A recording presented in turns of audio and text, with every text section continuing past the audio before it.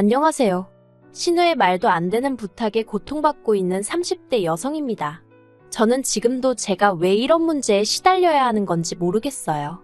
물론 이젠 안 보고 살기로 마음먹었으니 그 이유를 굳이 알아내서 이해할 필요는 없겠지만요.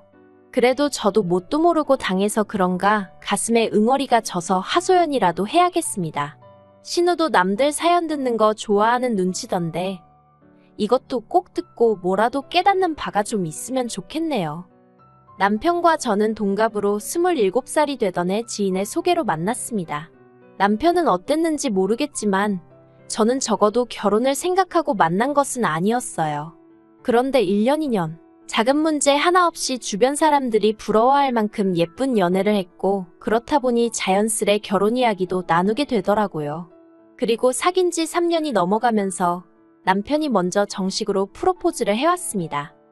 결혼하면서 친정에서 1억을 해주신 반면 시댁에서는 아무것도 안 해주셨어요. 그리고 저는 왜 아무것도 안 해주시냐 묻지 않았고 남편도 껄끄러운 부분이라 그런지 저에게 미안하다는 말만 할 뿐 무슨 상황인지는 설명해주지 않더라고요. 그런데 그 이유를 식을 올리고 나서야 알게 되었습니다. 저희 어머님 아버님은 두 분 다 공직에 계셨는데 그로 인해 당신들 직업에 대한 자부심이 상당했어요. 그 시절에 대학물 먹은 사람이 얼마나 되는 줄 아냐는 말씀도 곧잘 하시는 분들이셨고요. 반면에 저희 친정부모님은 아버지가 고졸, 어머니가 중졸이신데 그건 두 분 다 시골 그것도 깡촌 출신의 장남장녀세요. 그렇다 보니 밑에 줄줄이 딸린 동생들을 가르치려면 정작 당신들은 공부에 욕심을 낼 수 있는 상황이 아니었다 하시대요. 하지만 그런 어려웠던 시절과는 별개로 지금 저희 부모님은 남에게 아쉬운 소리 안 하고 살 만큼의 재산을 모으셨습니다. 저와 남동생 둘 다 유학까지 다녀오게 해주셨고 지금은 두 분이 더울 땐 추운 나라로 추울 땐 더운 나라로 여행을 다니실 정도는 되세요. 아무튼 그럼에도 불구하고 시댁에서는 이런 저희 친정부모님을 인정하기 싫으셨나 봅니다. 어쩌다 재산 이야기가 나오면 운이 좋았다는 둥, 그 시절에 부자 안 된 사람이 없다는 둥. 처음에는 솔직히 듣기가 어찌나 거북스럽던지 그러면 어머님 아버님은 부자 안 되고 뭐 하셨냐고 묻고 싶은 심정이었습니다. 지금이야 뭐 한 귀로 듣고 한 귀로 흘리는 수준이기도 하고 어머님 아버님도 그런 말씀해봤자 좋을 게 없다는 걸 아셨는지 별 말씀 안 하시지만요. 다시 본론으로 돌아가서 결론부터 말하자면 시댁은 금전적으로 지원을 해주실 여유가 없었는데 자존심 때문인지 절대로 그렇게 말씀은 안 하시고 대신에 저희 부모님이 어떤 분인지 한번 보려고 했답니다. 정말 당신 아들이 사윗감으로 마음에 들어서 결혼을 시키는 건지 아니면 괜찮은 집안의 딸 시집 보내고 싶어 그런 건지 어이가 없죠? 저도 정말 그 이야기 듣고는 어이가 없어서 기도 안 차더라고요. 막말로 차라리 제 남편이 무슨 의사 변호사쯤이나 되고 어머님 아버님이 장관급이나 되면 이렇게까지 억울하진 않았을 텐데요. 그리고 이 사실을 알았을 때 솔직히 아닌 게 아니라 결혼을 물을까 그 생각도 몇 번이나 했습니다. 남편한테 내가 어떻게 시부모님을 대해야 할지 모르겠다고 아무 일도 없던 것처럼 살 수 없을 것 같다고 차라리 헤어지자 했지요. 그런데 남편이 제 앞에서 무릎을 꿇고는 정말 미안하답니다. 남편 말로는 저희 부모님과는 반대로 늘 경제적으로 빠듯하게 사시다 보니 이상한 데서 오기를 부리신다며 저더러 이번 한 번만 이해해주면 안 되겠냐고 사정을 하더라니까요. 게다가 그런 와중에 저는 뜻하지 않은 임신 사실을 확인하게 되었습니다. 솔직히 애가 생겨서 그런지 제 마음도 약해지더라고요. 남편에게 한 번만 더 시부모님이 우리 부모님을 무시하시거나 말도 안 되는 말씀을 하시면 나도 그땐 참지 않을 거라고 단단히 일러두고 한 번만 넘어가 주기로 했네요.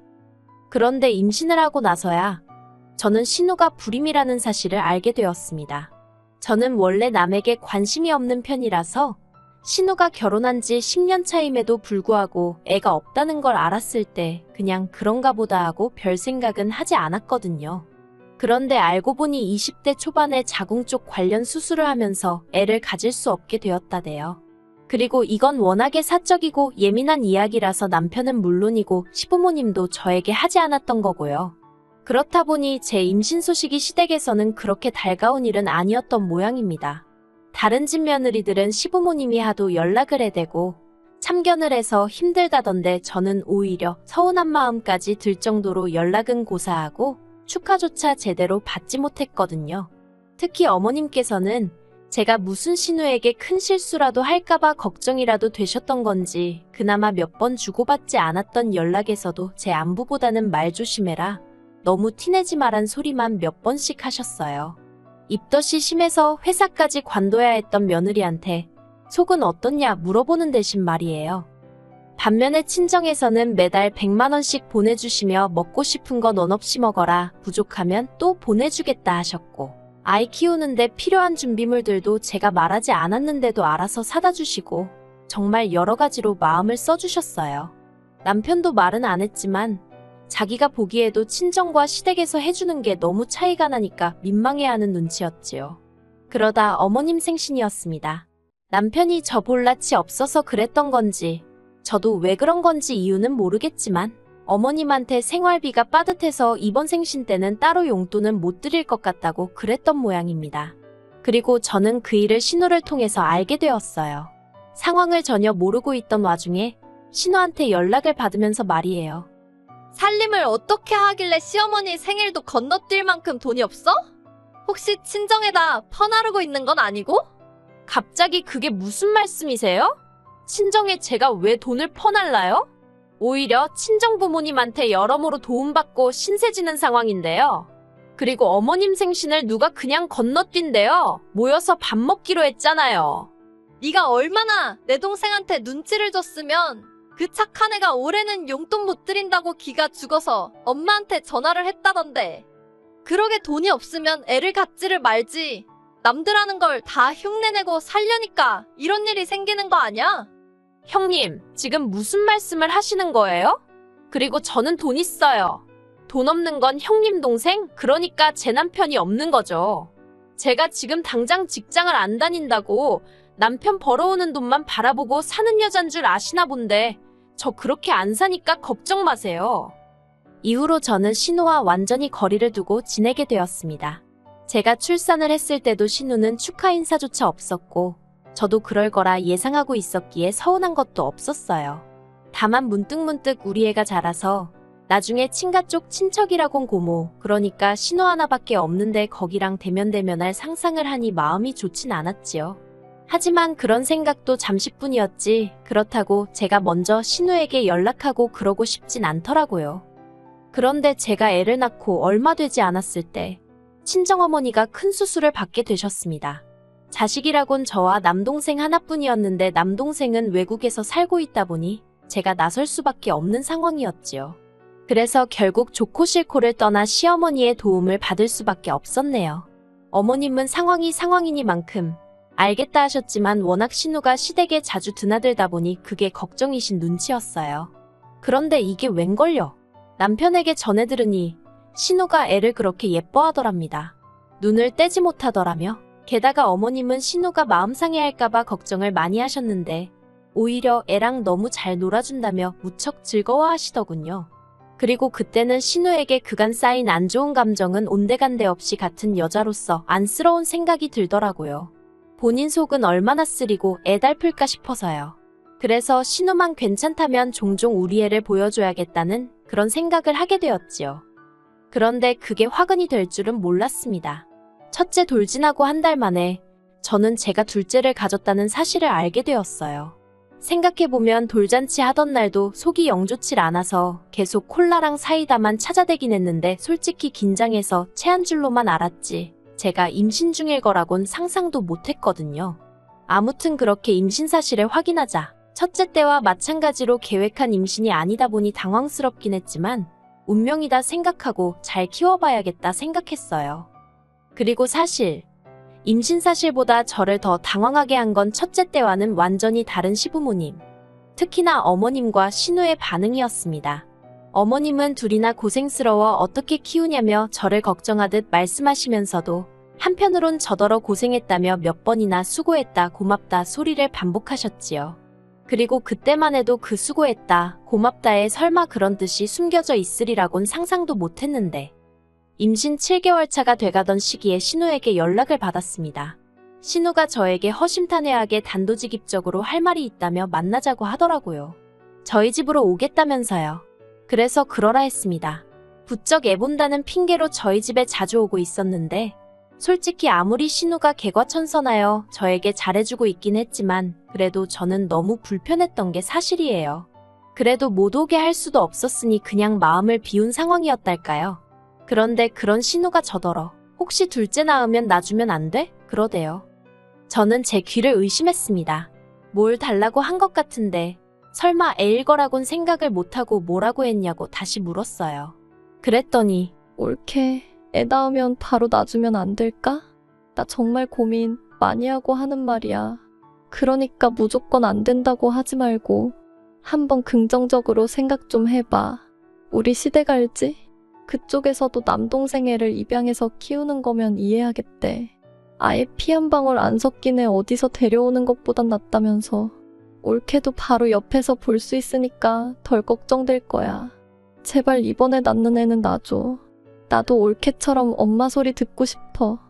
솔직히 신우의 구구절절한 이야기를 듣는데 오죽하면 저런 소리를 할까 싶으면서도 한편으론 그래도 그렇지 사람이 돼서 그게 말이 되나 싶대요. 그래서 당연한 말이지만 안 된다고 했어요. 형님 마음이야 내가 알겠다고. 그런데 아무리 그래도 가족 간에 어떻게 애를 주냐. 남이라고 해도 못 주는 건 마찬가지지만 아무튼 안 된다고요. 그랬더니 이젠 신우도 이판사판이다 싶었는지 제 앞에서 어린애처럼 우는 게 아니겠어요.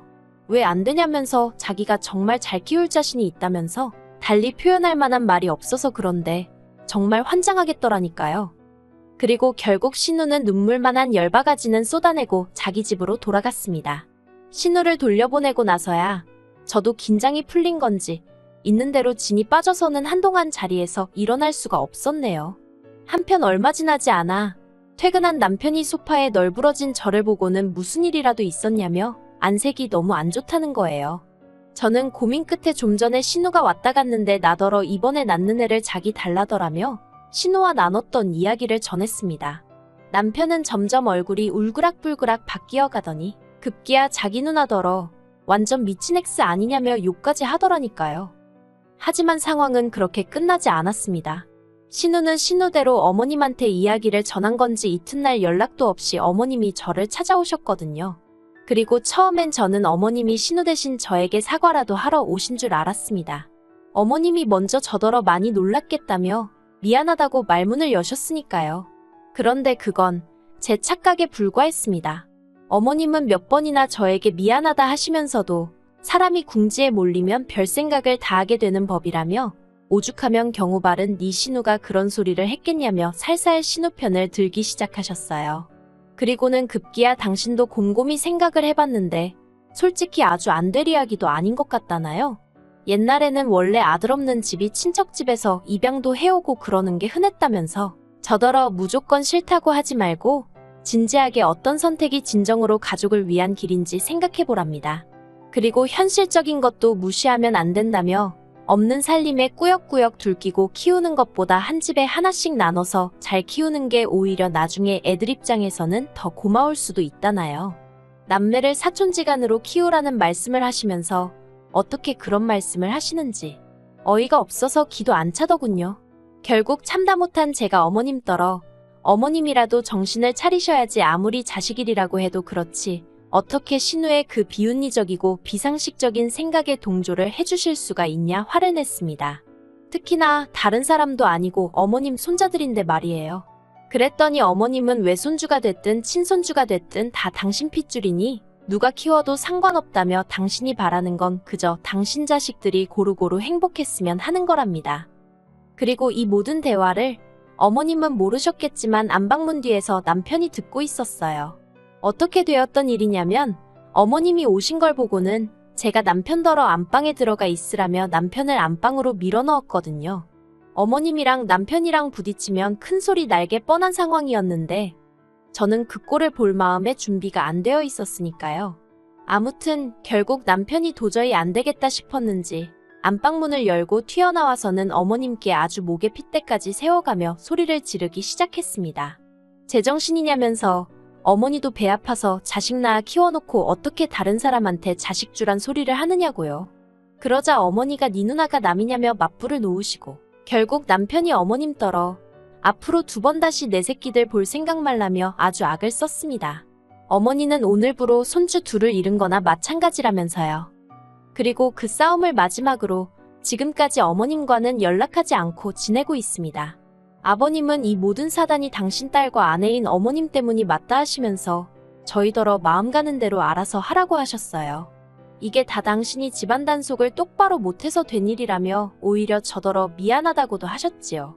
솔직히 아버님과는 결혼 전부터 지금까지 많은 대화를 나눠본 건 아니었고 결혼 자금 문제로 감정이 좋을 것도 없었는데 그때만큼은 그래도 감사하더라고요. 이제 예정대로라면 저는 2주 안에 아들을 만나게 됩니다. 애를 처음 낳아보는 것도 아닌데 가슴이 울렁거리고 벌써 설레고 그러네요. 어머님은 물론이고 신우에게도 절대로 소식을 알리지 않을 생각입니다. 아버님께서 당신한테도 알리지 말라고 하셔서 사진만 보내드리기로 했어요. 갑자기 저희 아들이 좀 불쌍하기도 하네요. 지 누나도 처음 세상 구경하던 당시에 할머니 할아버지한테 제대로 축하를 못 받았는데 또 그러게 생겼으니까요. 그래도 상종 못할 사람들이니 평생 모르고 사는 게 나을지도요. 그리고 남편은 일련의 사태들로 지금은 완전히 제 편으로 돌아섰습니다. 전에는 그래도 크고 작은 문제가 생기면 제 편을 들면서도 스리슬쩍 시댁 편을 들려는 시도를 하곤 해서 저에게 미움을 사곤 했었는데 이제 그럴 이유를 못 느낀다대요. 그래서 오히려 저와 남편 사이가 더 끈끈해진 것도 같아요. 어머님에게 고맙다고 인사라도 드려야 하는 건지. 아무튼 당장 제 목표는 순산입니다.